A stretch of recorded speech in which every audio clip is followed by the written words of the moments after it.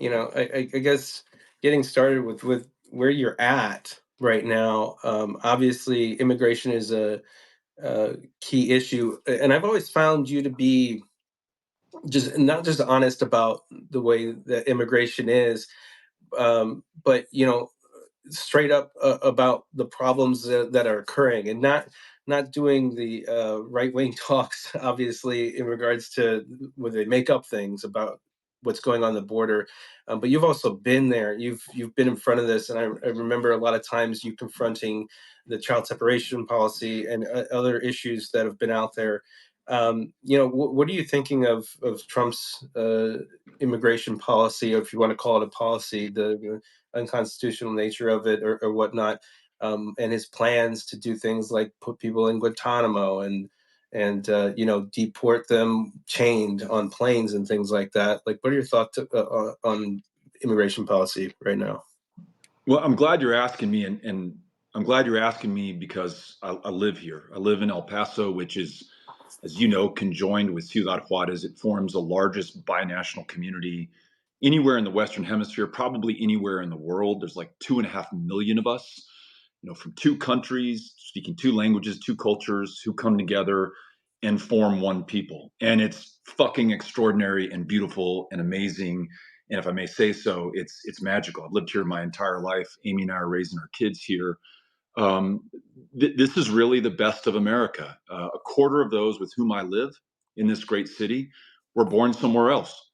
And they chose us. They chose America, and they chose this country, yes, to do better for themselves and to do better for their kids. I mean, all of us would do the same.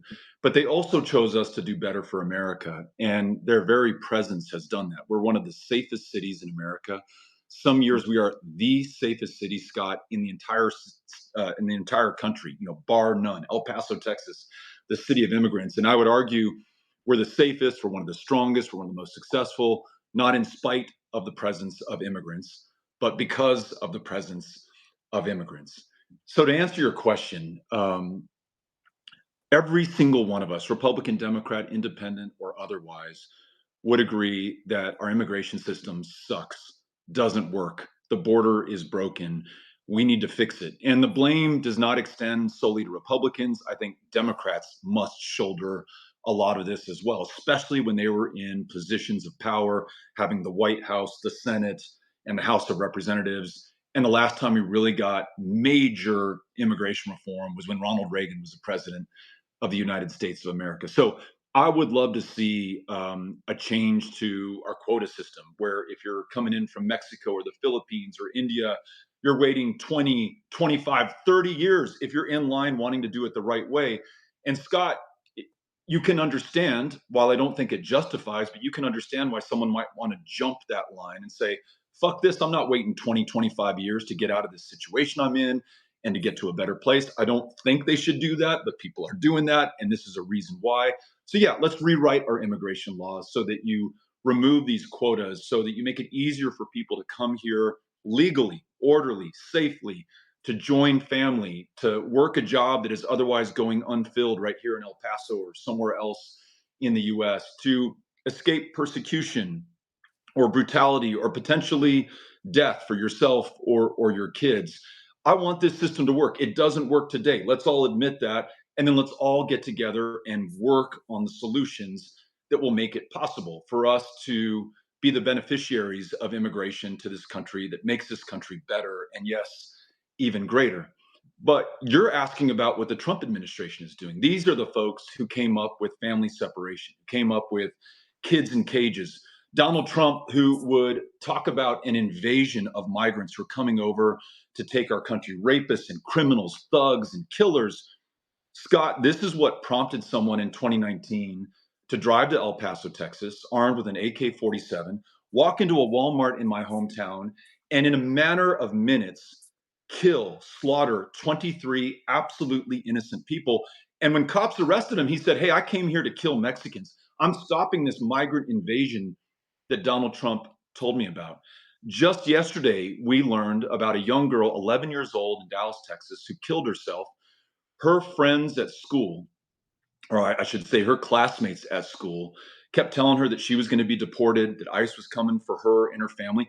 11 fucking years old. Imagine the anxiety and the stress that you feel if you think that you are going to be separated from your family, from your friends, from your school, from your life, from the only country you've ever known in the entire time that you have been on this planet. And I guarantee you, she will not be the only tragedy. When we're sending people to Guantanamo Bay or to jungle prisons in Panama, who are not from Panama or who are not from Cuba, in the case of Guantanamo Bay, you are doing irreparable harm to them. And listen, even if you are callous and you could care less about how these people are doing, and God bless you if that's the way that you approach the world, and I hope you're okay with yourself at the end of the day and at the end of your life. But if you are that person, I also want to stress to you that you are going to do irreparable harm to the United States of America. The genius of this country is we've been able to incorporate people from the planet over into this country to become American citizens, to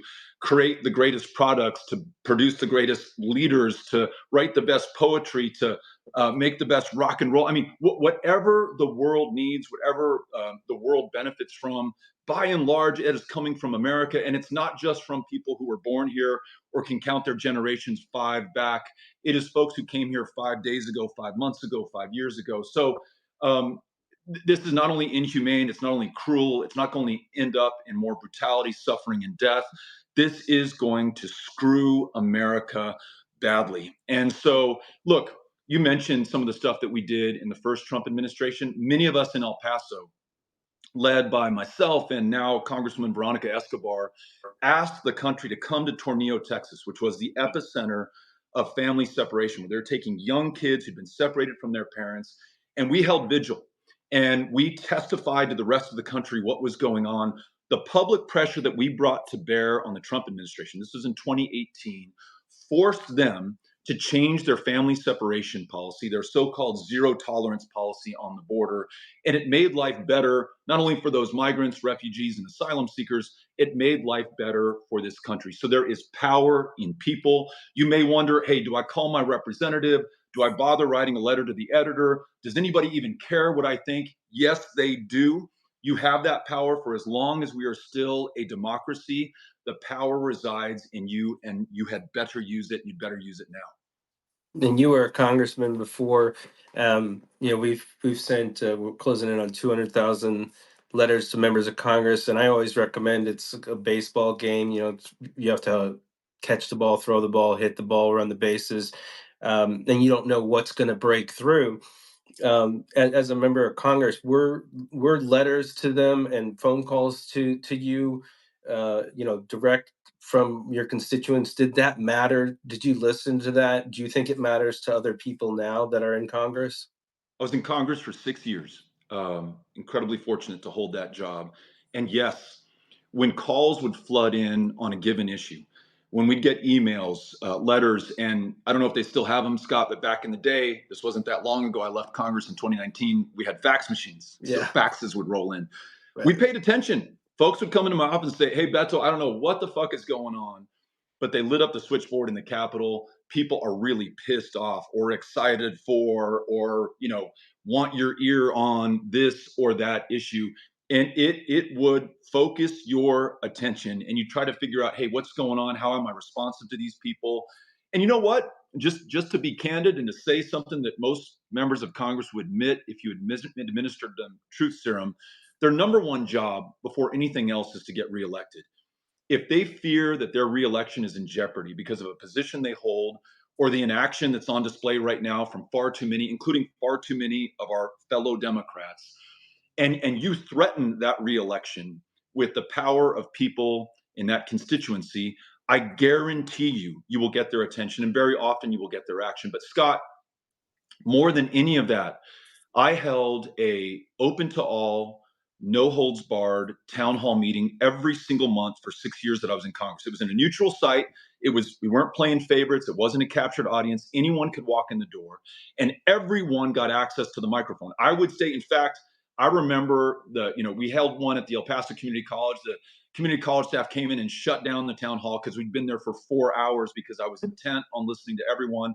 When they shut it down, I went into the parking lot and I continued to listen to people acoustic, unplugged, to hear what was on their mind. That made me such a better representative. It always reminded me who it was that I was accountable to, who I was representing, and to some degree, in a healthy way, who it is I feared. I needed to come back every month and justify my time in office. Hey, Beto, why did you vote for this bill? Hey, Beto, I told you that the VA isn't returning my calls. I have PTSD. I've had it since I was in Vietnam. I can't get in to see a behavioral health specialist. What the fuck are you going to do about it? When someone's in my face saying that, you better believe I turn to my staff and I say, hey, you work with this guy and you get him in the VA tomorrow. And sir, here's my cell phone number. You call me back.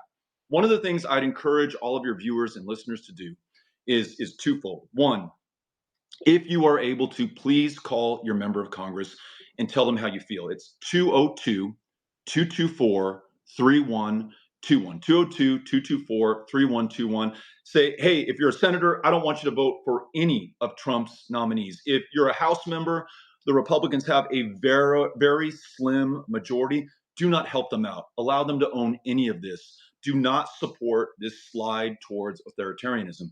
The second thing I would ask you to do is to call that switchboard again, talk to the staffer in your member of Congress's office, and demand that they hold a live, in person town hall in their district. Telephone town halls, fuck that shit.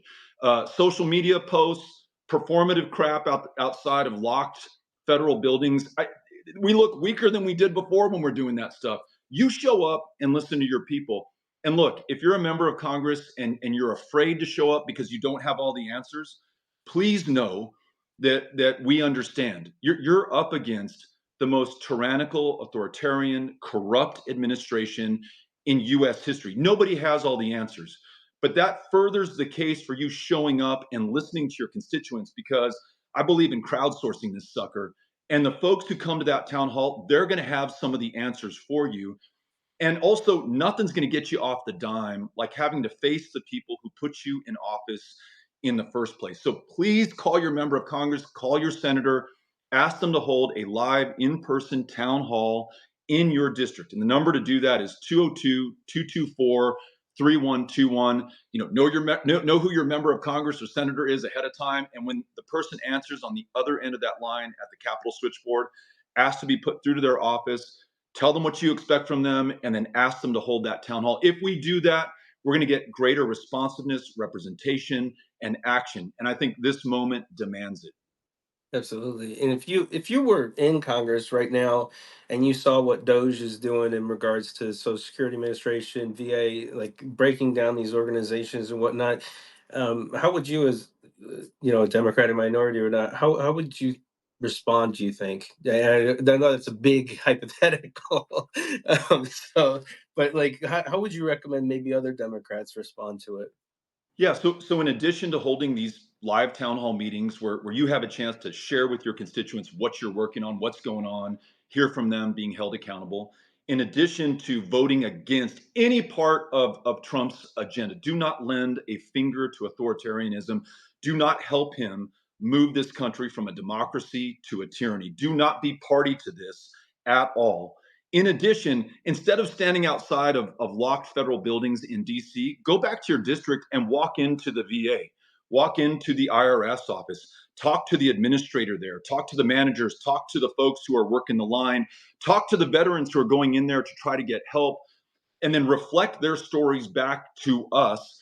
And where possible, play the same game that they're doing. Say, hey, I want to see Mr. or Ms. Administrator, who it is you've just let go in responsive to Doge's request. And then maybe see if you can get in touch with those people who've been let go. In many instances, as you know, Scott, these are veterans. These are veterans who served honorably for this country, put their lives on the line, were perfectly willing to lose them for the rest of us, have come back with post-traumatic stress disorder, traumatic brain injury, other unique injuries from service and combat, are now employed at the VA trying to help others who've been through that situation. And Doge, Musk, and Trump have fired them en masse. Let's go talk to them and find out how they're doing. If we can help them in any way, let's help them. And it could be financially, it could be politically, it could be trying to get their jobs reinstated, it could be where they're comfortable publicizing their stories and putting pressure on the administration. Look, when they're just nameless numbers, when they're just like, the federal bureaucracy, who gives a fuck, right? It's not, it doesn't engender sympathy. It doesn't engender action. It doesn't move us. But when it is a person, hey, this woman served our country in Afghanistan. She came back. She's now serving veterans day in and day out, and she just got fired, and she can't pay the note on her mortgage. She cannot feed her family. And I want you to meet her. That is going to build public pressure. That's going to form the political will. That produces some of the change that I know we are capable of. And again, Scott, to reiterate, when Trump did this the first term, we brought people power to bear, and it changed his actions. We ended family separation. He didn't end it. He was forced to end it by us. For those who think he's this immovable strongman, that Musk, the richest man in the world, he's bigger and more powerful than we can ever be. Bullshit. Nuts. We, all 330 million of us, are more powerful than any one person, including those two guys. And if we believe in this democracy, then we believe in the power of people. And now is the time to turn it on. Yo, doesn't it make you just want to get up and do something, like rip through the wall like a Kool-Aid man? Like, just it really, you're one of the best at that, to get action from the power. One of the, I don't want to put you on the spot here, but one of the most common questions we've gotten probably over 100 times so far is, what's next for you? Well, are you going to run again? Like, what is your plan in regards to everything? Because honestly, we need your voice. We need your voice out there. And I know you are on Substack now. So do you plan to use your voice, to fight back more and whatnot? I'm a big believer that action is the key to victory, that action is the antidote to despair. If you're depressed right now, you're only human. And I'd be worried if you weren't somehow affected personally by what's going on in this country. But if you want to get out of that hole, you must act. And, is action posting on Stack and, tweeting and, saying whatever you got to say on Instagram? Yes, I guess to a degree. But if you want to take it a step further, I lead an organization here in Texas called Powered by People. The website is poweredxpeople.org. We believe in action, and I'm a volunteer in Powered by People, by the way, just like thousands of other people from across the country. What we do and what we're focused on right now, for example, is helping Texas volunteers get their certification to register voters in Texas. These are the folks who are the focus of voter intimidation and voter suppression, the people who've been drawn out, written off, taken for granted, who aren't supposed to participate in this next election.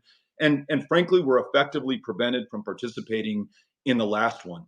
We are showing up where they are, where they live, where they go to school, to register them, to bring them onto the rolls, to stay in touch with them, and to encourage them to vote in 2026 in these important midterm elections where Texas has a number of competitive congressional districts. We could Hmm. potentially take control of the state house. We could defeat John Cornyn, who is an aider and abetter and a quisling in this Trump administration.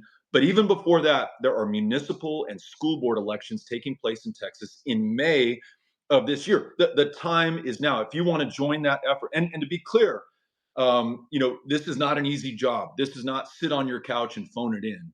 And no offense to folks who are doing that, that's probably important too. This is getting out there and face to face, eyeball to eyeball, human to human, meeting other people at this moment of truth and bringing them into our democracy, literally getting them on the rolls, and then staying in touch with them on a personal basis, not broadcast, blast emails or impersonal text messages asking for $5. No, saying, hey, Scott, I registered you last week at the University of Texas at El Paso campus. Thank you for getting on the rolls. There's an important election coming up for your school board. Here's what's on the line. I want to make sure you have your voter registration card. You know when early voting starts. You know who the candidates are. And if you have a question, I am your voting Sherpa, and I'm going to help you get that done. So, folks, I know that so many of you, because many of you have been reaching out to me, are saying, hey, what the hell do I do? That's one thing you can do. You can join Indivisible, which is bringing people together on a community basis in person, which I just think is critical at this moment all across the country. Go do that. Find some other way to be in community, in person, physically with other folks at this moment. It's good for your mental health. And I think it's absolutely necessary if we're ultimately going to overcome this slide towards tyranny and authoritarianism, which we are definitely on right now. And last point on this, just put yourself in the mind of the generations to come, your great grandkids, who are going to be looking back at us, the people of 2025, and they're going to say, look, you had a guy who essentially said, no, he didn't essentially say, he said yesterday, I am king. A guy who said, whatever I do is legal inherently because I'm saving the country, who promised us he would be a dictator on day one. And he's doing everything to fulfill that promise possible. Imagine the people of the future who look back on us and said, okay, hold on a second.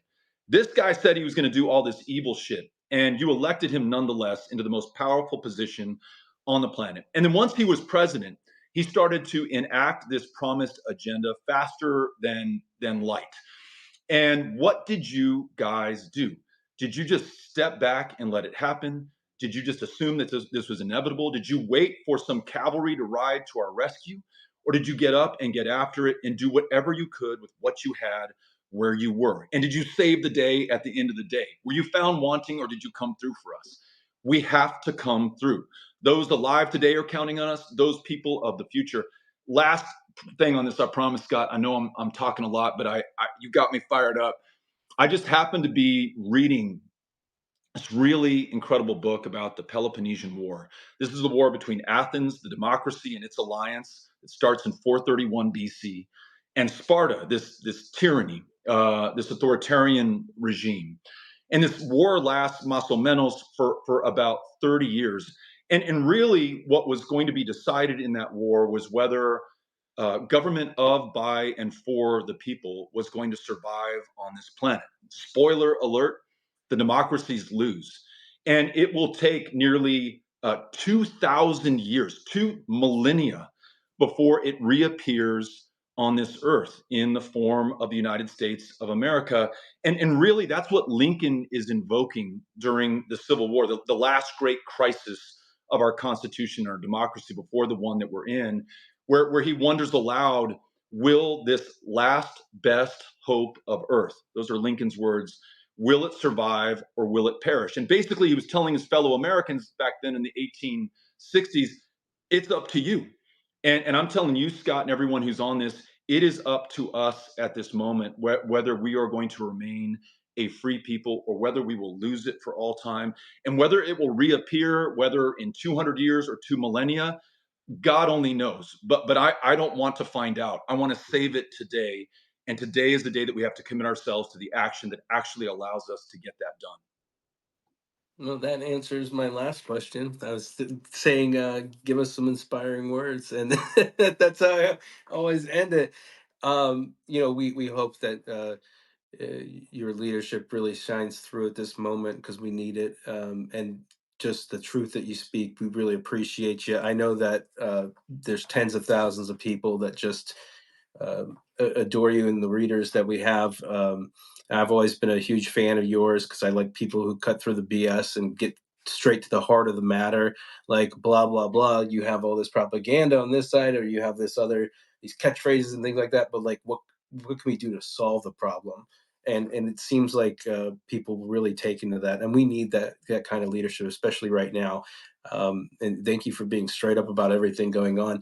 We'll make sure that if you miss the rest of this, this will be posted early next week so that you can check it out. And we'll also post Beto's website and also his Substack link in the body of the post for this. And thank you so much, Beto. We really appreciate your time. Hope to have you back soon. Thank you so much, Scott. Thank you for what you're doing. And thanks to everyone on here who's keeping the faith and keeping up the fight. We'll see you out there. Adios. Onward.